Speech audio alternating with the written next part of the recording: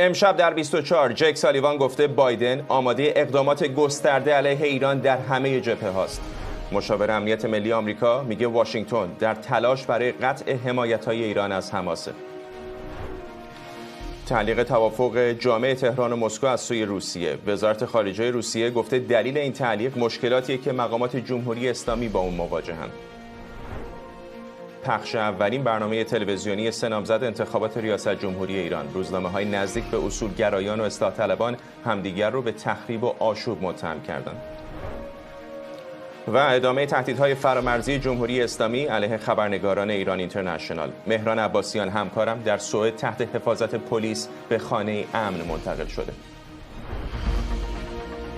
از استودیوی ایران اینترنشنال این 24 است با فرداد فرهزاد. بینندگان ایران اینترنشنال در ایران و سراسر جهان سلام و وقت بخیر. جک سالیوان مشاور امنیت ملی کاخ سفید میگه ایالات متحده در حال حاضر در تلاشه تا از حمایت جمهوری اسلامی از حماس جلوگیری کنه. سالیوان گفته جو بایدن آماده انجام طیف وسیعی از اقدامات برای عقب راندن تجاوزات جمهوری اسلامی در همه صحنه هاست. سالیوان همینطور درباره حمایت واشنگتن از تلاش‌های اسرائیل برای نجات گروگان‌ها گفته و اینکه همزمان آمریکا در حال کار بر روی مسیری معتبر برای تشکیل کشور مستقل فلسطینیه. همکارم سمیرا قرایی از وزارت خارجه آمریکا با ما. سمیرا، با این صحبتاش در مورد ایران شروع کنیم. این طیف وسیع از اقدامات که میگه احتمالاً اشاره به چه است؟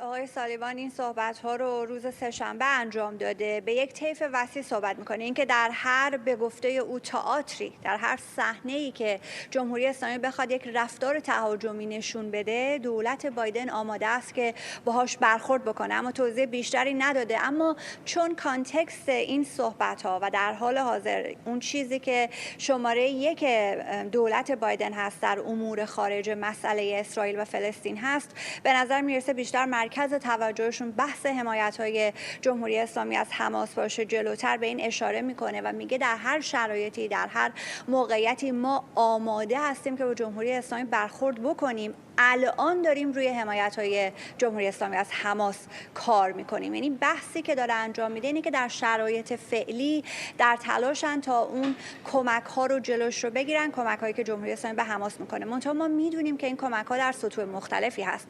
هم از تجهیزات و تسلیحات نظامی گرفته که جمهوری اسلامی نه در این 9 ماه بلکه سال‌هاست که در تلاش هست که به حماس برسونه یا از طریق اردن وارد کرانه باختری بکنه. علی خامنه‌ای سال هاست که بحث تجهیز کردن مردم در کرانه باختری فلسطینی ها رو مطرح کرده. بحث تجهیزات نظامی است و بحث مالی هم هست. یعنی حمایت های مالی جمهوری اسلامی از حماس و سران نظامی و سیاسی حماس هم هست. آقای سالیوان هیچ کدوم اینها رو روشن نکرده، اما خب میدونیم که در این هفته های اخیر هم تحرکات دیپلماتیک زیاد بوده. همین الان آقای بلینکن که در منطقه هست روز سه‌شنبه مثلا با نخست وزیر عراق هم دیدار کرده. آیا صحبتی در رابطه با جمهوری اسلامی شده یا نه؟ این چیزی نیست که وزارت خارجه به شکل عمومی اعلام کرده باشه. یا هفته گذشته آقای برنز در قطر و عمان بود، رئیس CIA، حتما صحبتی از جمهوری اسلامی و کمک‌ها از حماس شده. اما اینها نکاتی نیست که به شکل عمومی مطرح بشه که در حال حاضر ایالات متحده داره چه میکنه که جلوی کمک‌های نظامی و مالی جمهوری اسلامی به حماس رو بگیره. اشاره کردی به حضور آقای بلینکن در منطقه. طبیعتاً یکی از موضوعات مورد بحث این روزها که خیلی هم داغ است، آقای سالیوان هم بهش اشاره کرد، موضوع گروگان‌ها هست. چه گفته در اون باره و این اشاره‌ای که به راه مسیر تشکیل کشور فلسطینی کرده چه جزئیاتی داده؟ بحث گروگان‌ها بحث بسیار مهمی هست، چه در صحبت‌های آقای سالیوان چه در صحبت‌های آقای بلینکن، آقای بایدن.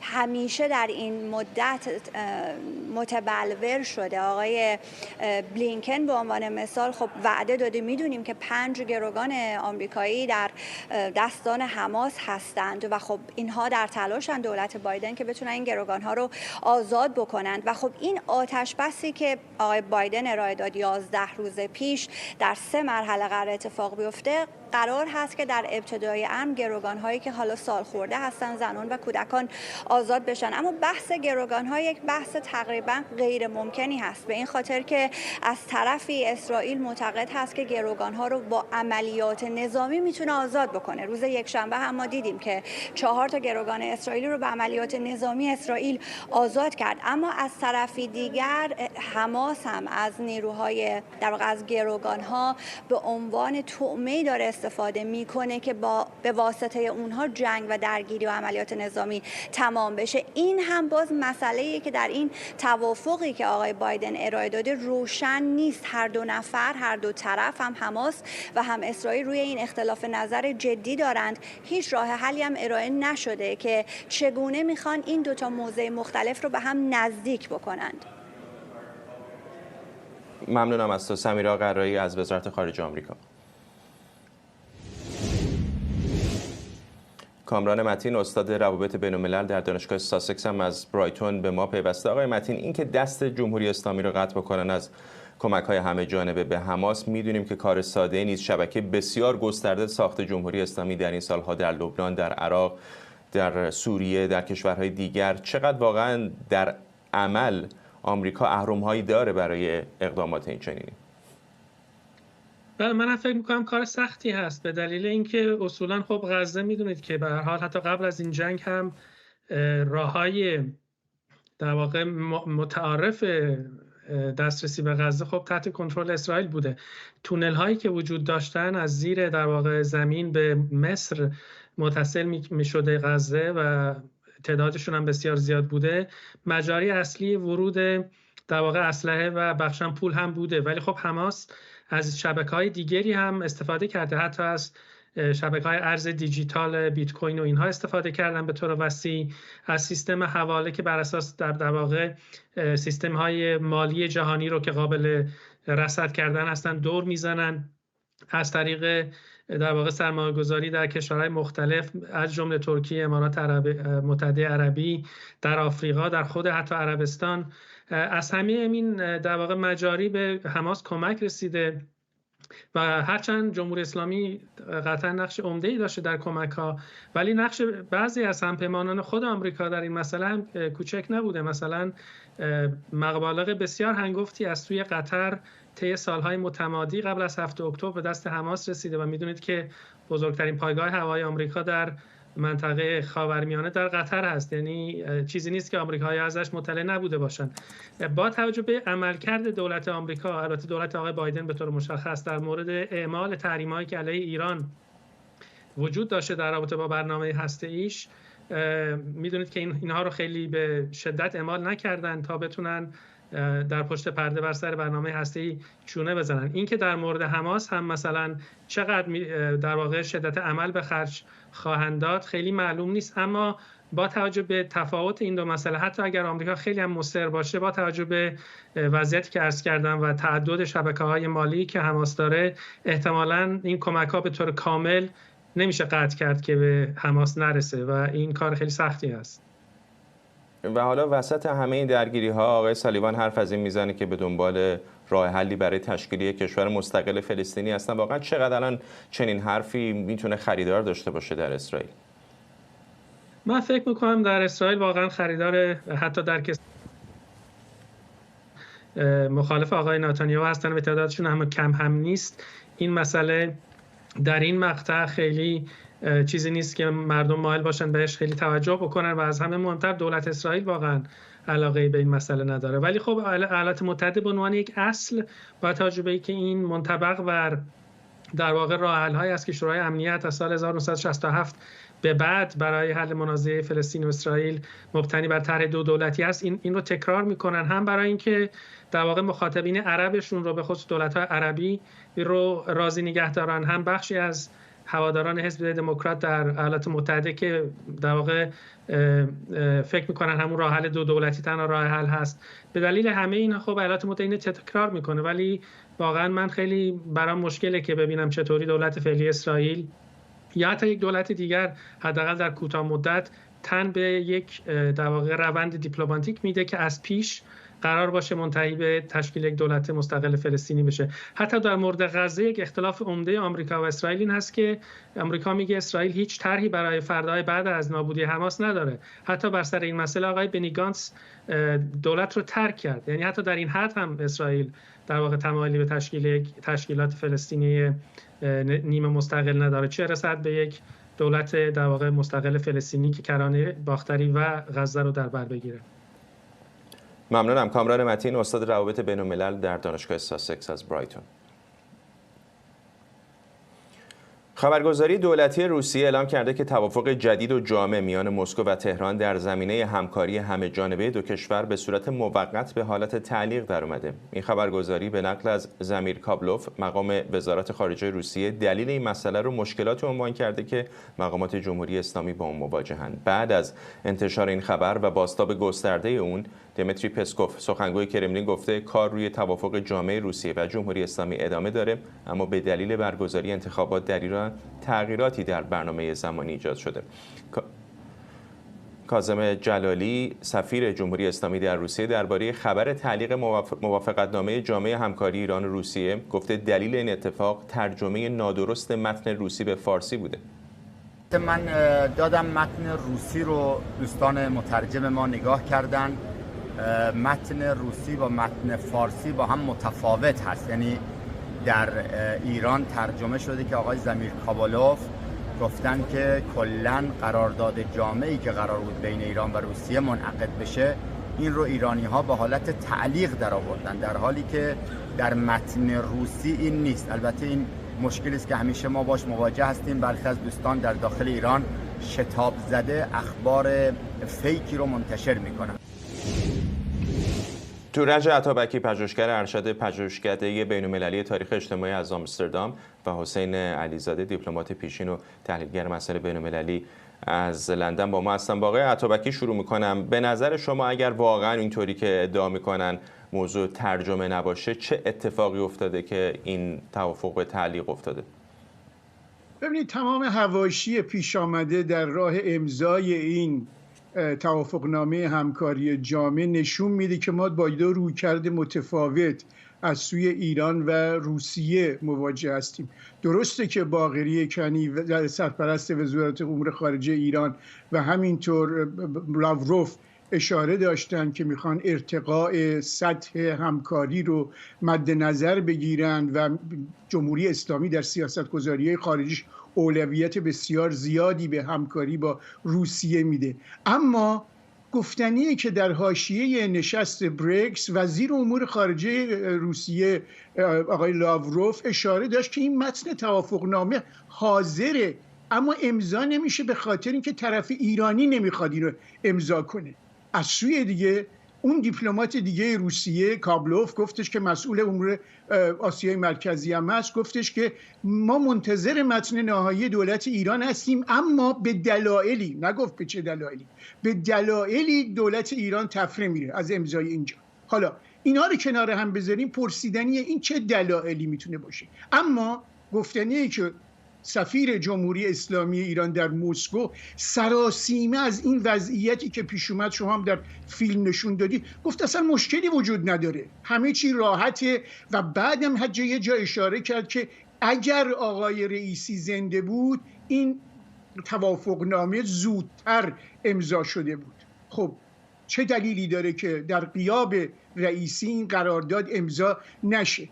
همین اشاره سفیر جمهوری اسلامی باعث شد که آقای کابلوف حرفش پس بگیره. گفت من که نگفتم که این مشکلی وجود داره، من فقط گفتم که به خاطر شاید مسائل انتخاباتی از این دست باشه که جمهوری اسلامی این رو در حقیقت امضا نمیکنه. یعنی اشاره میخوام بکنم که حواشی پیش آمده بیشتر نشون میده که ما با دو رویکرد، دو در حقیقت رهیافت کاملا متفاوت میتونیم از سوی این دو کشور رصد کنیم در برابر این امضای این توافقنامه همکاری جامع.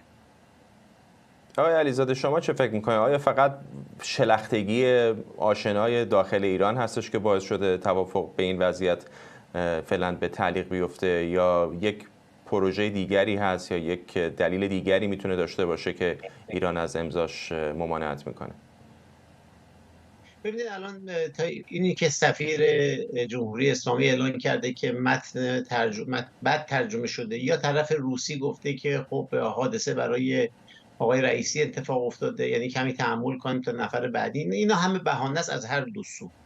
برای اینکه ما درک درستی از این قرارداد داشته باشیم، بایستی این قرارداد رو به موازات قرارداد جامع راهبردی با چین در نظر بگیریم که اون قرارداد 25 ساله است، این قرارداد 20 ساله است.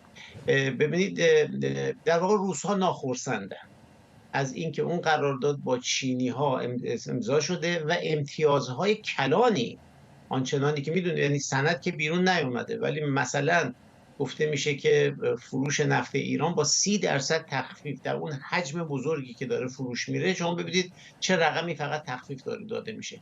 خب روس‌ها وقتی اون قرارداد رو به هر حال اشرافی بهش دارن میفهمن، همون امتیاز رو هم از طرف ایرانی میخوان خودشون بگیرن.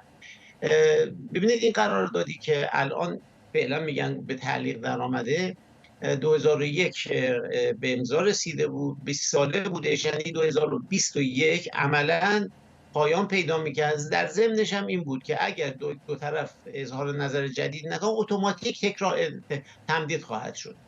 این طرف ایرانی بود که آمد و اظهار نظرهایی رو کرده بود مبنی به اینکه خب طبیعتا میخواستن قرارداد رو غلیظ‌تر به نفع طرف ایران بگیرن. این نکته هم قابل توجه هستش که میخواستن امتیازات بیشتری از روسیه بگیرن.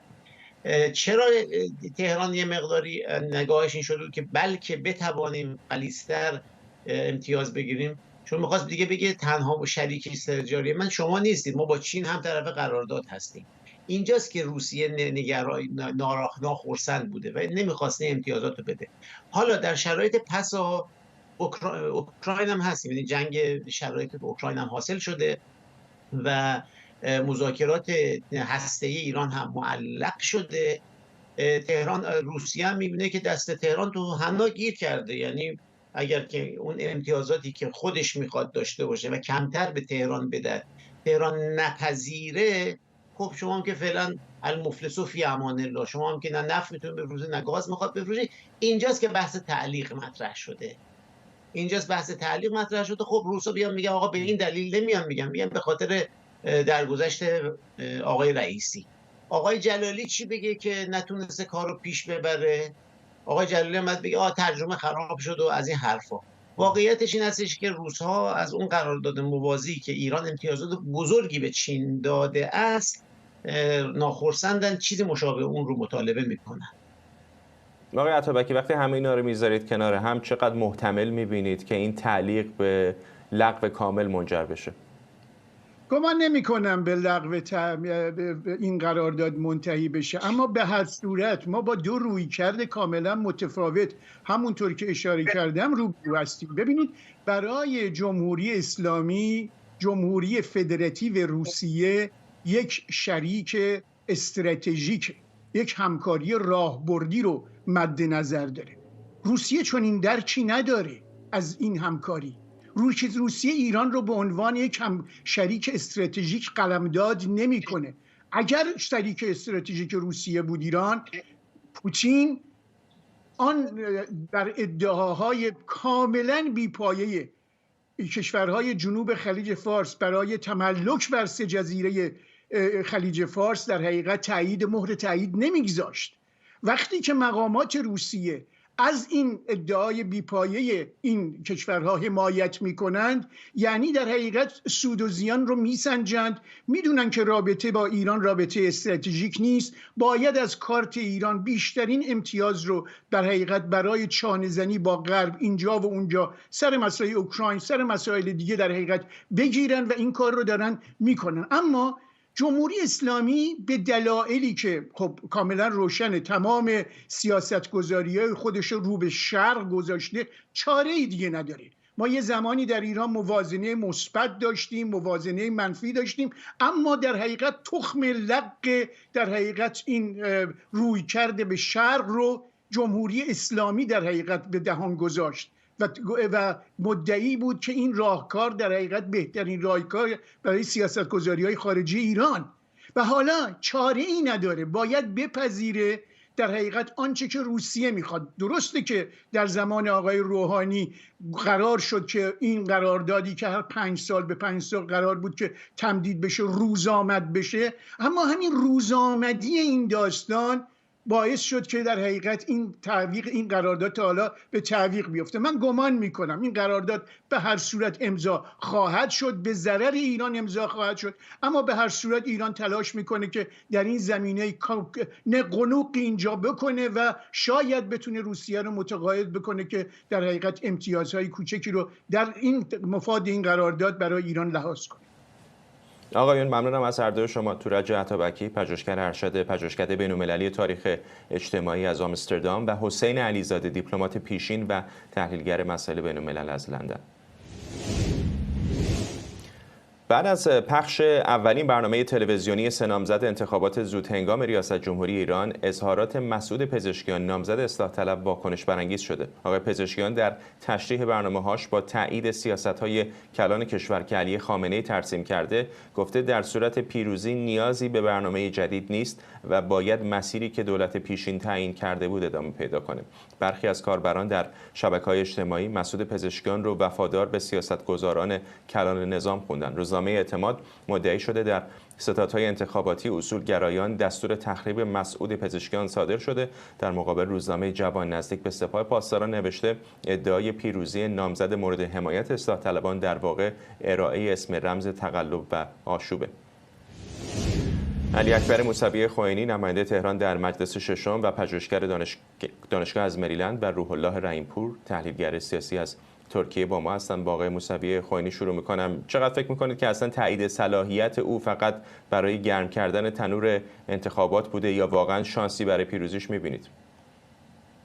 من سلام عرض میکنم خدمت شما بینندگان گرامی و همینطور دیگر مهمان عزیز آقای دکتر رحیمپور.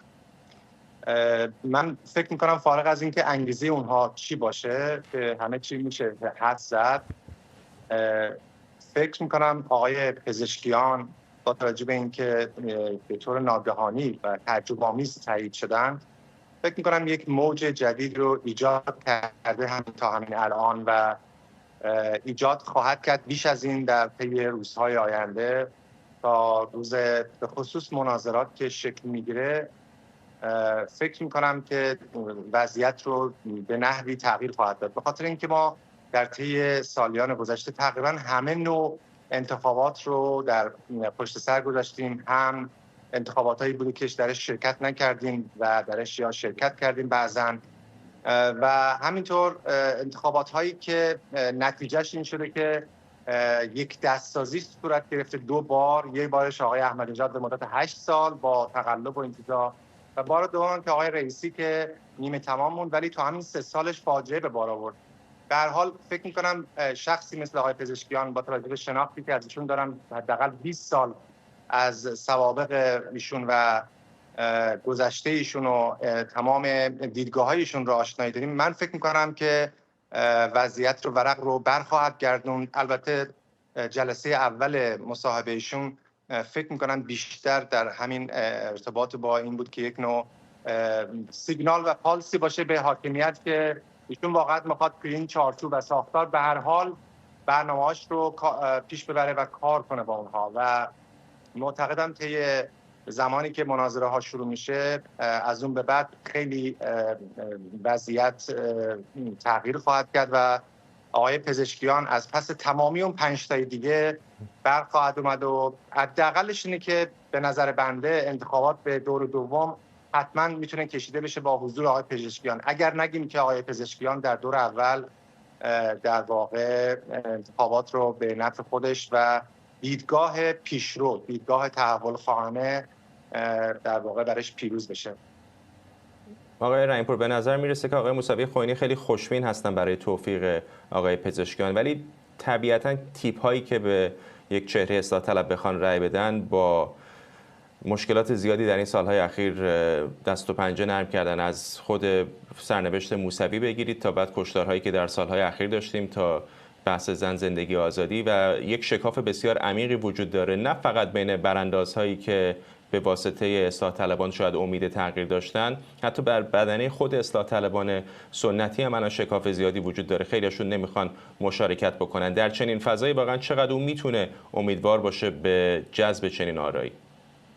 درود بر شما و بینندگان محترم، همینطور آقای دکتر موسوی خوئینی. ببینید، مجموعه اصلاح طلبان با کاندیدایی که دارن فعلا خوان اول رو رد کردن و اون هم گذر از فیلترینگ شورای نگهبانه. بعد از این مرحله عملا با 2 بحران اساسی و چالش جدی مواجه هستند. اولینش اینه که مجموعه اصلاح طلبان با پرچمداری آقای دکتر پزشکیان در برابر یک طیف گسترده از نیروهای اصولگرا قرار گرفته که این طیف هم نیروی لوجستیک داره، هم توان مالی داره و هم از توان اطلاعات یعنی رانت اطلاعاتی برخوردار هست و در واقع یک شبکه گسترده از کمپینرهای انتخاباتی رو تشکیل میدن که همین چند وقت پیش از کمپین در واقع از کوران انتخابات مجلس خارج شدن، در حالی که اصلاح طلبان در 3 دوره گذشته انتخابات اساساً در کوران انتخابات حضور نداشتن. به قول فوتبالی ها تیم آماده مسابقه در شرایط مسابقه نیستن. تازه بعد از اینکه این رد بشه، چالش جدی که پیش روی مخصوصا شخص دکتر پزشکیان وجود داره، اقناع طیف وسیعی از مردم هست که بیان در انتخابات شرکت بکنند. به همون دلایلی که شما فرمودید که دیگه نیازی به توضیح مجدد نیست، عملاً وضعیت در جامعه در 2 حالت طبقه بندی میشه. یکی نیروهای میدانی اصلاح طلبان هستند که به واسطه فاصله گرفتن در واقع طولانی مدت از ارکان حکومت دچار آرمانگرایی میشن، دچار ایدالیزمی میشن که باعث میشه در واقع مطالبات حداکثری داشته باشن. اینها باید تازه مردم رو برن جذب کنن و مردمی که به خاطر اون فشارها، اون مشکلات دچار دلخوری و دلسردی از حاکمیت هستند. این 2 بحران رو اصولگراها ندارند، آقای دکتر پزشکیان به اصلاح طلبان دارند. فکر می‌کنم کار سختیه، به ویژه در 15 روز ایجاد موجی که بتونه این شرایط رو تغییر بده.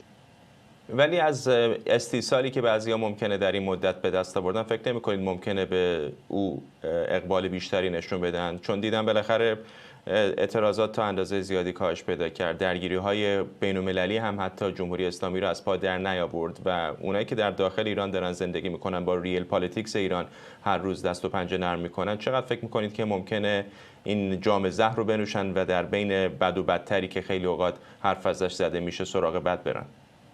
به شرط اینکه متقاعد بشن که آقای دکتر پزشکیان توانایی ایجاد دولتی رو داره که حداقل کارآمدی نسبی در مقایسه با دولت گذشته داره.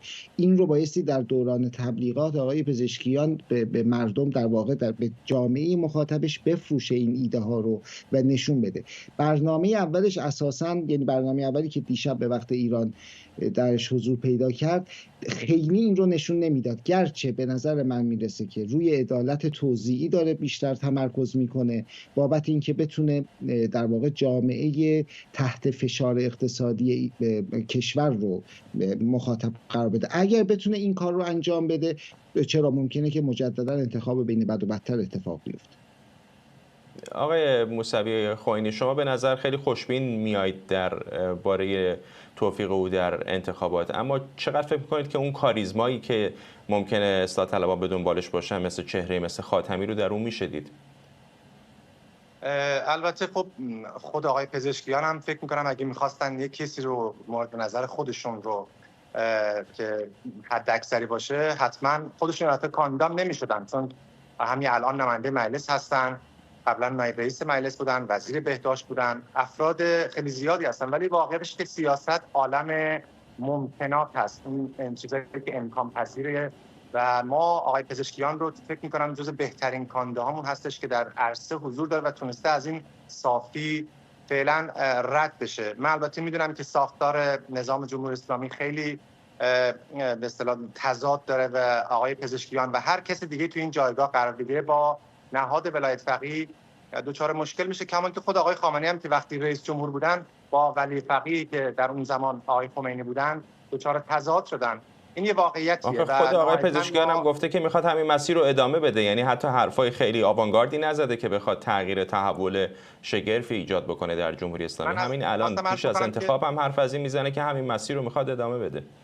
بله، این مسیر در چارچوب تا قانون اساسی عوض نشده طبیعتاً هر رئیس جمهوری بخواد بیاد بایستی اونو ادامه بده. آقای تایزدان که دفعه قبل میخواست مطرح بشه کاندیدا شده بودن، فعلا تا وقتی قانون اساسی عوض نشده بود با همین امکانات موجود میخواستن ران کنند. آقای پزشکیان هم همینطوره، اما میخوام بگم که ایشون هم ممکنه این دچار این مشکل بشن ولی خب فکر میکنم با توجه به جدیتی که ایشون درش سراغ داریم و سابقه‌ای که ازش وجود داره، فرزند آذربایجانه، با آقای مهندس موسوی از این جهت خیلی به لحاظ ایستادگیش روی اصول و آرمان‌هایی که داره و وعده‌هایی که به مردم میده تفاوت چندانی من شخصا حقیقتش نمی‌بینم و فکرم نمی‌کنم اونها بخوان آقای دکتر پزشکیان رو دوباره بخوان آزمایش کنن با بحث تقلب و اینجور چیزا، چون خود همین تبدیل خواهد شد موج میلیونی که امروز ناراحتن به دلایل مختلف از ناکارآمدی اینها در واقع میتونن تو خیابان پاسخش رو در واقع بگیرن. من فکر نمی‌کنم اون رو بخوان دوباره تکرار بکنن. اما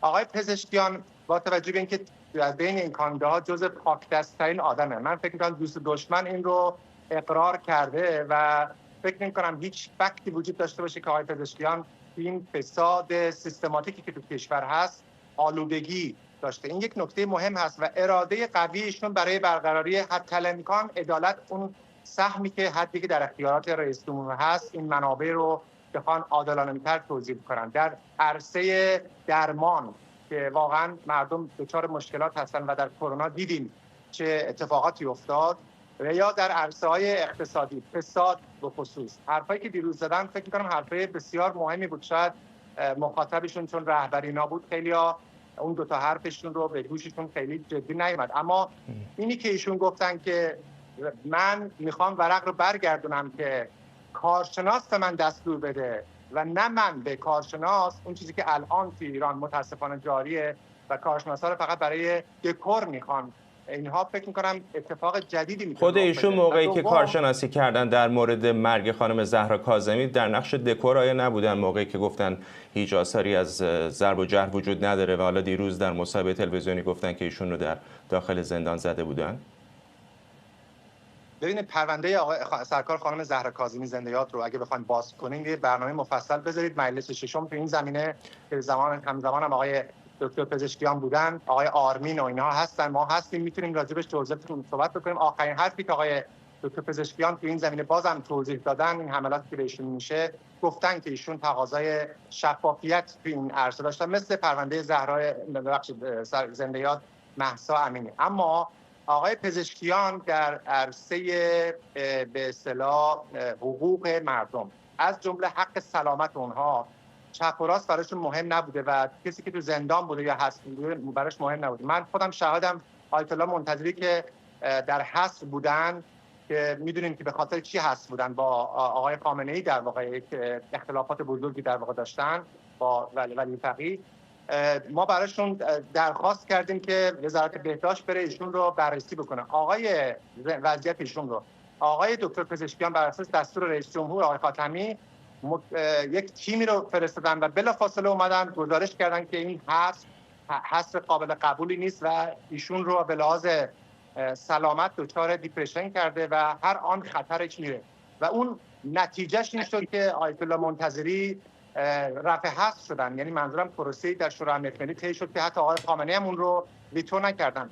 آقای دکتر پزشکیان تو این زمینه‌ها کارنامه‌اش فکر می‌کنم خیلی روشن‌تر از این حرفاست. این حملات بخواد ایشون رو تخریب بکنه. شما یه برنامه اختصاصی راجع به سرکار خانم پرونده زنده یاد زهرا کاظمی اختصاص بدید، طرفین دعوت بشن، کسایی که تو این زمینه حرفی برای به اصطلاح گفتن داشته باشن و ما راجع به اون میتونیم بیشتر توضیح بدیم. اما آقای پزشکیان نکته دومی هم گفتن، بحث FATF داخلی، گفتن که باید شفافیت داده ها و اینکه خیلی از اطلاعات که نهادها و ارگان‌هایی که دارن بودجه میگیرن، پول میگیرن، خیلی اینها باید روشن بشه و ایشون فکر می‌کنم اولین کسی که این رو داره عملاً مطرح میکنه، اونم در اولین مصاحبه. و من فکر می‌کنم که این یک ولوله‌ای رو ایجاد خواهد کرد، چون خودش اقتضاعات بزرگی رو درست می‌کنه، منافع خیلی‌ها رو به خطر خواهد انداخت. و فکر می‌کنم در حوزه حقوق اقوام، این که زبان مادری حق مردم تک تک اقوام گوناگون ایرانی هست که آقای پزشکیان تاکید دارن که اصل 15 باید اجرا بشه در تمام استان‌هایی که قومیتی هستن. زبان مادری اونجا بتونن حق تکلم توی صدا و سیما، توی دانشگاه‌ها و مراکز آموزشی. سابقه ایشون من فکر می‌کنم خیلی مهم است. اما نکته‌ای که آقای دکتر رحیم‌پور هم گفتن، من فکر می‌کنم آقای موسوی خانی عذرخواهی می‌کنم، فرصت این بخشو دیگه داره، خواهش می‌کنم کوتاه بفرمایید لطفاً. یه جمله آخر می‌خوام عرض بکنم، هشدار بدم که حضرات در ارتباط با محدودیت به اصطلاح یعنی سرکوب رأی دارن یک کارایی میکنن که یک بخشش اتفاقا ایرانیان خارج کشور رو هم در بر گرفته، بهش میگن ووتر سپرشن. اخیراً حتی برای کسایی که در خارج کشور هستن عقاید دیگه‌ای دارن، کد ملی هاشون رو به دستگاه‌های کنسولی در خارج کشور دستور دادن، کد ملی‌های اونها رو غیر فعال کردن، پاسپورتی که براشون صادر نمی‌کنن، بنابراین در رأی میتونه براشون دردسر بشه. آقای دکتر پزشکیان باید کسی باشه که اولین کسی باشه که این اعتراض رو به گوش مسئولین برسونن، سریع این رو درش تغییرات ایجاد کنن. و دوم اینکه وزیر اطلاعات رو و وزیر مخابرات اولین کسایی باید باشن که زود هنگام مشخص باشن که برکنار میشن، چون به هر حال جامعه ما تاب و توان اینکه با جوانای ما، با زنان و دختران جامعه ما این برخوردها در واقع صورت بگیره نخواهد داشت. و من فکر می‌کنم آقای پزشکیان تو این زمینه جدی باشن. این بحث طولانی است و زمان بیشتری میخواد، همونطور که خودتونم گفتید شاید بد نباشه اتفاقا یک موقعی در مورد کارنامه پیشین ایشون هم صحبت بکنیم. علی اکبر موسوی خوئینی نماینده تهران در مجلس ششم و پژوهشگر دانشگاه از مریلند و روح الله رحیم‌پور تحلیلگر سیاسی از ترکیه، ممنونم از هر دوی شما.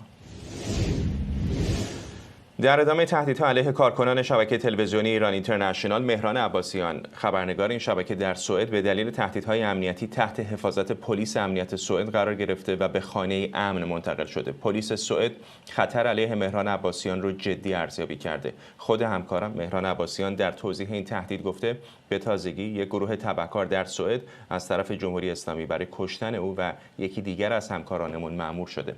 مهران عباسیان پیش از این هم بارها و به ویژه در جریان پوشش دادگاه حمید نوری در سوئد در شبکه‌های اجتماعی پیام‌های تهدیدآمیز دریافت کرده بود. در همین رابطه آزاده روچان نماینده پارلمان سوئد با ماست. خیلی ممنونم که دعوت ما رو پذیرفتید. چقدر تکان دهنده است براتون وقتی می‌بینید در داخل خاک سوئد چنین تهدیدی علیه یک روزنامه‌نگار صورت می‌گیره؟ درود بر شما و تمام بینندگان عزیز. مسلما خیلی تکون دهنده هستش. سوئد کشوری هستش که آزادی بیان را خیلی سختگیرانه میگیره و بخشی از قوانین اساسی ما هستش و وقتی میبینیم در یه همچین جامعه حتی حکومت خشن ایران میتونه نقشی داشته باشه و آزادی بیان را تهدید کنه و بخواد که خبرنگاران را ساکت کنه، بسیار تکون دهنده و ناراحت کننده هستش.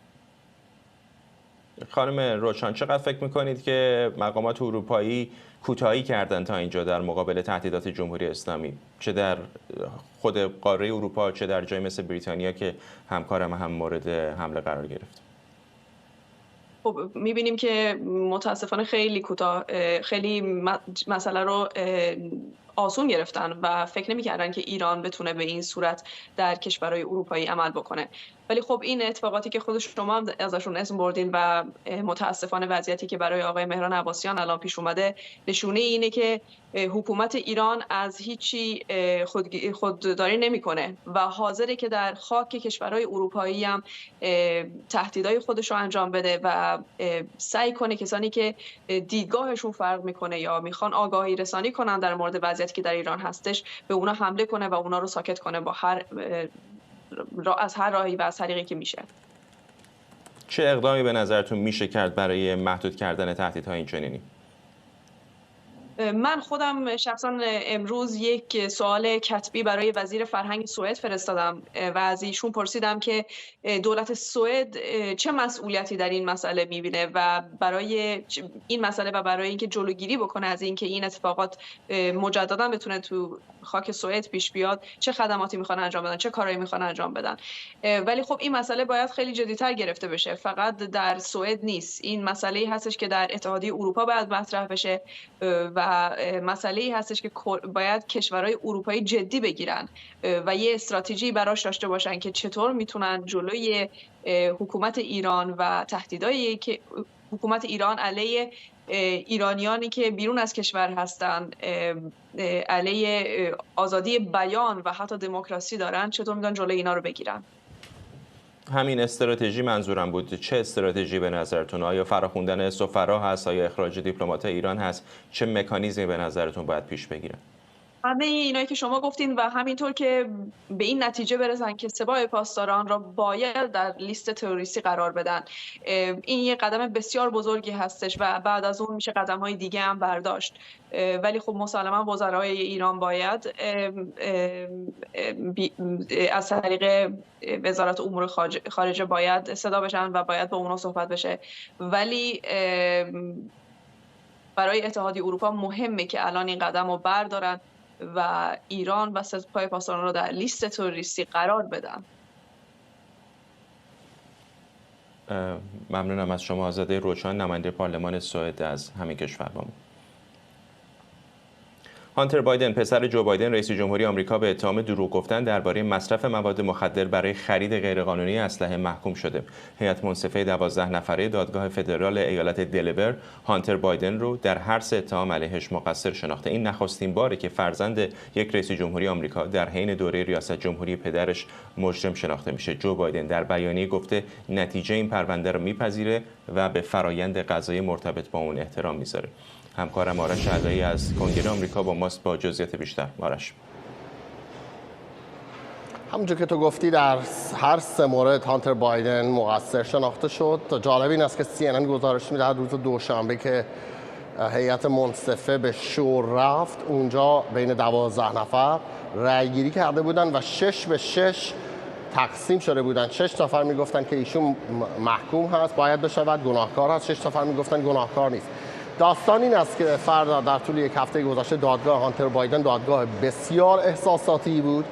یک دادگاهی بود پر از تکست مسیج های وایسی که خود آقای هانتر بایدن گذاشته بود، استفاده از لپتاپ کذایی ایشون که میدونیم خیلی وقت پیش باعث شد که اصلا وارد این داستان ها و مشکلات بشود. وکیل مدافع در طول این یک هفته تمام دلایلی که می آوردیم بود که اولا آقای هانتر بایدن در دوره‌ای که این فرم رو پر کرده است در اونجا به دروغ نوشته است، ماده کرک مصرف نمی کرده، واقعا معتاد نبوده است. دادستان کلی تکست مسیج های مختلف با زن سابق آقای بایدن، هانتر بایدن، خواهر آقای هانتر بایدن، دختر آقای هانتر بایدن، تکست مسیجاش به بعضی از این قاچاقچیان مواد مخدر که ایشون ازش خرید می‌کرده چند روز قبل از اینکه این فرم رو پر کنه.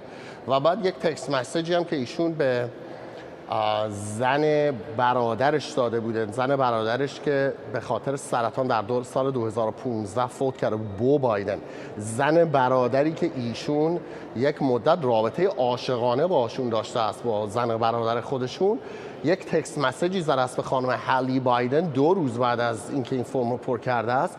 گفته است من میخواهم بروم با یه آقایی به اسم موکی قرار دارم و ایشون پرسیده موکی کیست؟ آقای هانتر بایدن گفته کسی که من ازش کرک خرید میکنم. صدای خود هانتر بایدن رو پخش کردن در طول این دادگاه، در حالی که میگوید در یک روزی در دور و بر همون زمان در عرض یک روز 20 بار کرک مصرف کرده است. و ببین در آمریکا قانون در مورد کسایی که میخوان اسلحه بخرن این است که این افراد باید افرادی باشن که قابل اعتماد باشن، مواد مخدر مصرف نکرده باشن، یهو وضعیت روانی نداشته باشن که بخوان یهو کنترلشون رو از دست بدن. کسی که 20 بار در یک روز کرک مصرف میکنه دقیقاً همون آدمی است که شما نمیخواهید اسلحه داشته باشد در دستش. و همونجور هم که تو گفتی رئیس جمهوری آمریکا گفته است از این حکم حمایت میکنه و اون رو اجرا خواهد کرد. ممنونم از آرش علایی، خبرنگار ما در کنگره. و ممنونم از شما که ما رو در این برنامه 24 همراهی کردید.